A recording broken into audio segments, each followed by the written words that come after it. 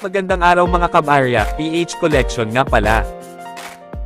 Ngayong araw ay pag-uusapan natin ang Gomburza Medal na inilabas ng Bangko Sentral ng Pilipinas noong 2022 bilang paggunita sa ika-150 years anniversary ng tatlong paring martyr ng Cavite.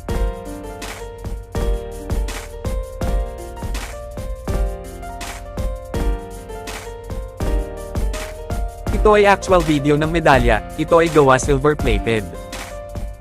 At shoutout po pala kay Astcoin. Ang tatlong paring ito ay sina Padre Mariano Gomez, Padre Jose Burgos at Padre Jacinto Zamora. Sila ay pinatay dahil sa paratang ng pagpapatalsik ng pamahalaan na nagdulot ng pag-aalsa sa Cavite noong 1872. At sila ay binitay ng mga Kastila sa pamamagitan ng garrote noong ika-17 ng Pebrero taong 1872 sa harap ng mga tao sa Bagong Bayan na ngayon ay kilala bilang Luneta sa May Manila. Mabibili ang medalyang ito sa market ngayon sa halagang 250 pataas kapag naka-blister pack.